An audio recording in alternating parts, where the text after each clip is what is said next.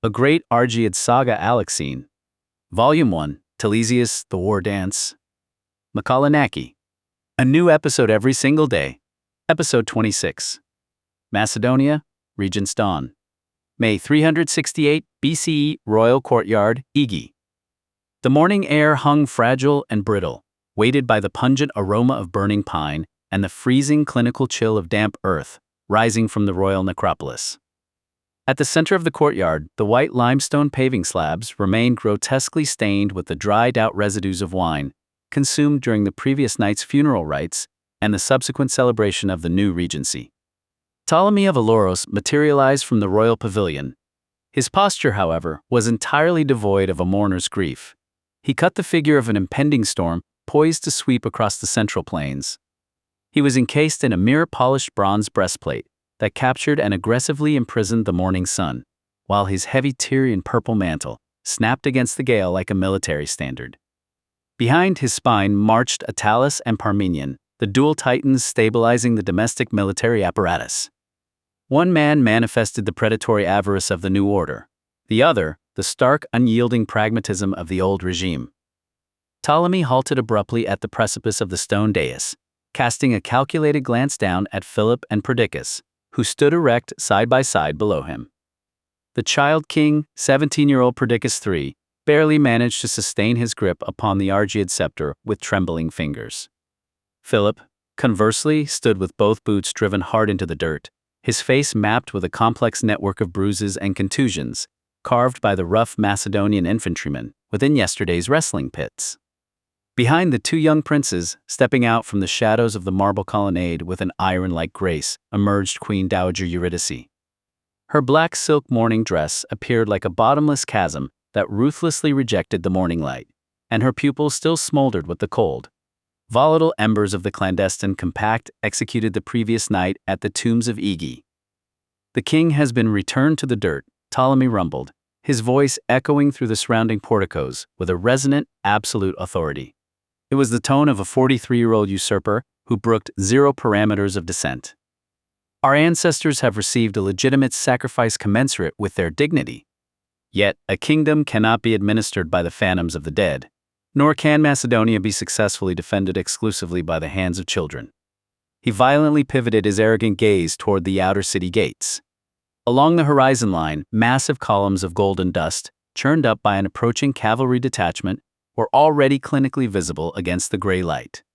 The vanguard of Thebes, spearheading the hounds of Pelopidas, was advancing to violently extract the purchase price of their geostrategic treaty.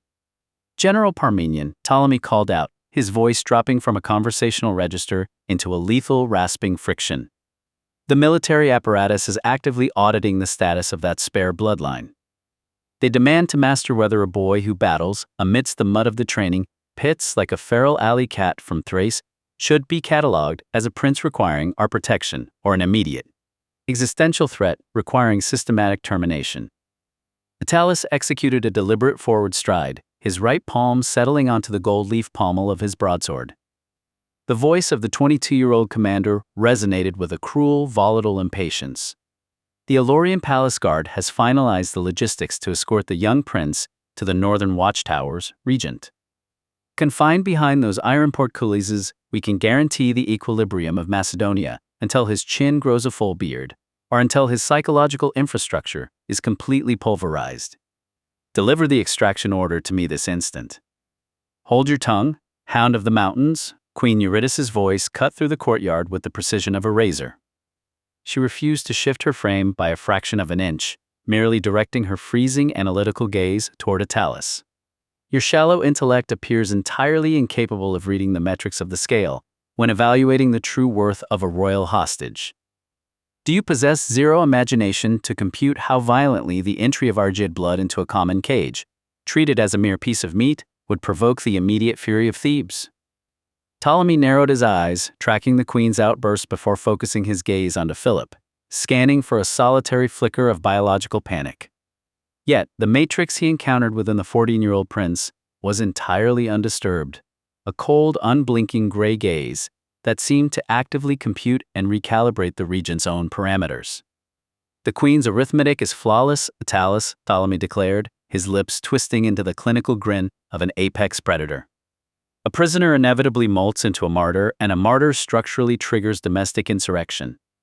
We must manifest an architecture that is significantly more benevolent. The Theban state demands a hostage of the highest ancestral lineage to immunize their treaty. They starve to have a son of Amyntas perched within their great hall as a living, breathing contract. Ptolemy paused, watching the blank, aggressive tilt of the young general's jaw. He had spoken using Eurydice's own, elevated analytical vocabulary, but looking at Attalus now, the regent realized that this arrogant, temperamental brute lacked the capacity to grasp such concepts. The delicate weight of their geostrategic mathematics was completely lost in translation upon a mind that understood nothing but the edge of a sword. He descended the stone steps, compressing the distance between himself and Philip, until he stood a mere heartbeat away from the boy's face. His frame radiated a dense, suffocating aroma of expensive Eastern perfumes, overlaid by the metallic tang of polished bronze. You harbored a desperate ambition to enact the role of a Hellenic hero, young prince, Ptolemy whispered low. Then congratulate yourself, for you shall now serve as their supreme domestic pet. You depart for the south at the stroke of noon. You shall survive as a guest, and you shall consume their meat as a guest. But mark this metric down into your bone. If your brother or your mother releases a solitary, treasonous whisper against my regency, you shall also expire as a guest. Perdiccas executed a sharp forward stride. The 17-year-old king's voice shook with suppressed terror, yet it rang clear through the stone courtyard. I forbid you from expelling a son of the sovereign house, as though he were a common, low-born criminal, Ptolemy. This is an overt, treasonous mutilation of my royal authority. I am by no means exporting a criminal, King Perdiccas, Ptolemy countered flatly, executing an arrogant, total pivot that left his spine turned squarely to the young monarch. I'm deploying a diplomat. Manifest some gratitude, boy. I have just bequeathed to your brother a supreme, front-row seat to personally witness the absolute collapse of the South. Faced with the absolute zenith of the usurper's arrogance, Philip spoke for the first time. His voice carried a faint, rasping friction from the injuries sustained within the wrestling pits, yet its cadence remained disturbingly flat, anchored to a profound state of detachment. The collapse of the South, you classify it? Philip murmured the words, while staring directly at the distorted reflection of his own bruised features, mirrored across the polished surface of Ptolemy's bronze breastplate. Regent, to my intellect, that coordinate appears less like a spectator's seat to a funeral, and more like the ultimate academy, school, engineered, to instruct me in the authentic mechanics of a state. Just as General Iphicrates instructed my mind in the cold geometry of the spear, General Pelopidas of Thebes shall instruct me in the absolute dynamic equations of an empire that dominates the cosmos. I execute this departure with absolute willingness. Not as a cheap piece of currency bartered away to buy your peace, but as a supreme Argead investment that will one day return true hegemonia to the soil of Macedonia. The atmosphere of the courtyard instantaneously froze under the weight of the 14-year-old prince's insolent, clinical declaration. Attalus's hand instinctively tightened, drawing his blade an inch from its scabbard with a sharp metallic hiss, while Parmenion's stark brow twitched upward in a silent micro-negative second of calculation. Ptolemy felt an abnormal, icy chill scrape against his throat, as though a physical edge had grazed his flesh, and his pupils contracted into narrow slits. For a suspended moment, the regent's mind was temporarily paralyzed as he parsed the context of what the 14-year-old boy had just spoken. He found himself quite unable to immediately digest it. Philip had couched his defiance in a subtle riddle, wrapping his ambitions in a poetic, philosophical twist, rather than delivering a clean, direct, and straightforward threat. You possess a remarkably vast vocabulary for a whelp, Ptolemy rasped, throwing a final look over his shoulder. Depart then to the domain of your masters in Thebes. Memorize their poetry and master the metrics of their courtly dances. And continue to petition every god remaining in the cosmos, that you completely forget you are a Macedonian before they reach the decision to sharpen their spears against us. What a terrifyingly arrogant little bastard. 14 years old, and he dares speak to me as if he is the master and I am the servant. A high-born, soft-skinned prince who thinks his blood makes him a god. The words almost burned their way out of Ptolemy's throat, nearly spitting them directly into Philip's bruised face. What could this immature whelp actually accomplish? Go south to educate himself, and then what? If the boy even managed to survive the brutal realities of a Theban prison, he would likely come crawling back to Macedonia on his hands and knees, weeping and begging for his family to save him from the very masters he prattled on about. Queen Eurydice stepped forward, dropping her freezing, unyielding palm onto Philip's shoulder. To the casual observer, the gesture manifested the sentimental tenderness of a mother comforting her offspring. Yet her fingertips drove into the boy's flesh with a volatile force, anchoring a maternal command that resembled an immortal curse: survive, and steal everything they possess. This boy is biologically incapable of forgetting Ptolemy, Eurydice whispered, her lips parting into a cold, terrifying smile. Until the hour strikes when his intellect has entirely drained the south of its wisdom, and his boots once more cross the outer gates of Pella, the legitimate bloodline of the Argead house shall remain stationed in the dark, staring unblinkingly at the fragile geometry of your throat. This damned Illyrian woman. It was because she spoke in those same cold, calculated equations that Philip had turned out just like her.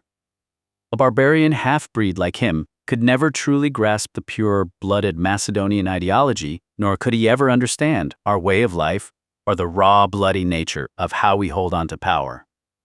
Ptolemy cut the air with a sharp, irritated gesture to his officers, and a solid wall of interlocking bronze shields violently snapped shut around the young prince, sealing him within a tight, claustrophobic environment. The transaction with Thebes was finalized. The spare bloodline had been traded away as political bullion to secure the false, fleeting stability of a usurper. As the dust from the departing Theban vanguard settled over the empty square, the harsh, autocratic mask of the warlord completely melted from Ptolemy's features. The rigid, heavy spine that had cowed the barons vanished, replaced by the fluid, shifting guise of a desperate politician.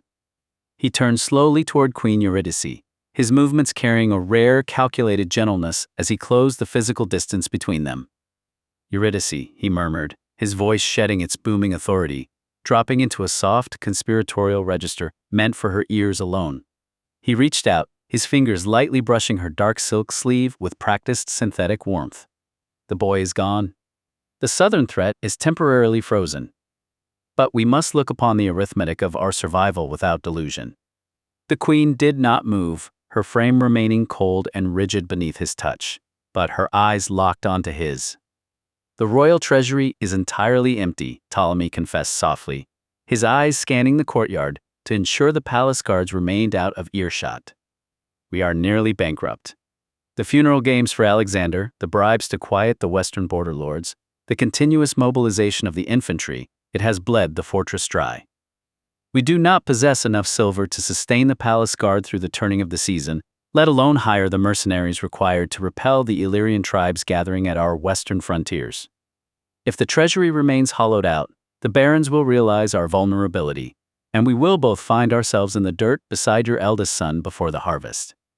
Eurydice's jaw tightened, the lines around her mouth sharpening into deep creases of analytical calculation. "Then what do you propose, Regent?" "We cannot mint silver out of mountain air."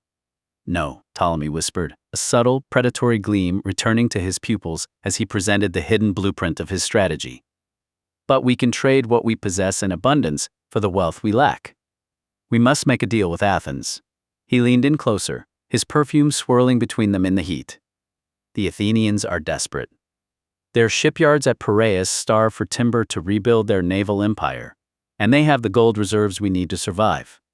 If we offer them a total covenant, an absolute, exclusive monopoly on every logging track from our mountain peaks to the coastal ports, they will fund our entire regime. Not a single silver fir or oak will go to Sparta or Thebes. We will tie our security directly to their greed. If the Macedonian barons or the Thebans seek to sever my throat, they cut off the lifeblood of the Athenian fleet, and General Iphicrates will be forced to sail his warships north to defend his supply." He looked at her, his voice pleading for her silent complicity in the bloodless conquest of their own resources. "It is a severe chokehold, yes. We will become their captive timber colony for a season. But it provides immediate gold, it fills our treasury, and it buys us the one metric we cannot live without: time." Ptolemy paused, his gaze sliding down to the dark fabric of her morning gown before snapping back to her eyes. The calculated softness of his voice suddenly warped, catching on a sharp hook of raw defensive paranoia. "By the way," he muttered, his hand dropping from her sleeve as his posture stiffened defensively. "Your daughter, my new wife, openly tells the court she thinks I killed Alexander. But I did not. I'm stating this plainly, just in case your mind wanders down that same dark path. Your actions toward me recently, your posture, your tone, obviously reveal you suspect the exact same madness my wife is whispering. Queen Eurydice, I did not flinch. Not a single muscle in her pale, mask-like face betrayed the volatile hatred swirling beneath her skin. She merely looked at him, her silence stretching between them like an unsheathed blade, letting him stew in the sweat of his own unprovoked guilt.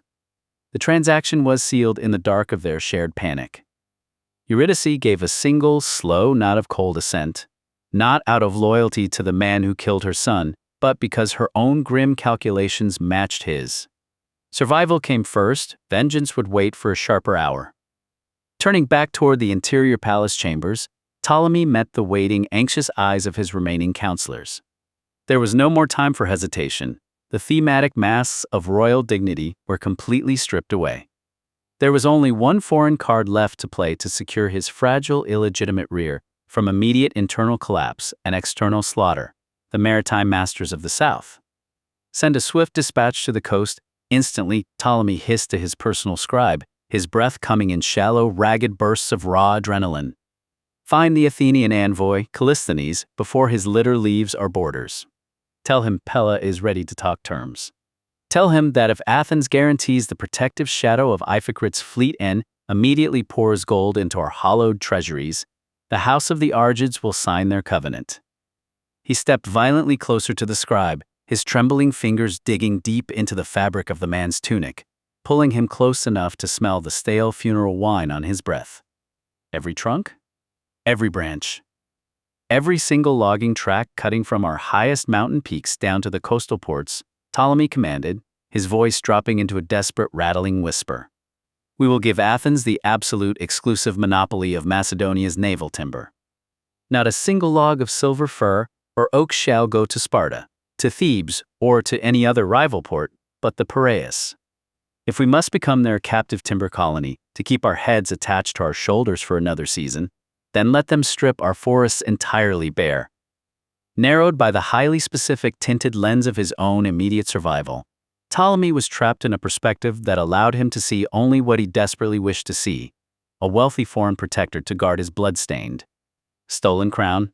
He remained entirely blind to the mathematical truth of his blunder. He had not purchased his security.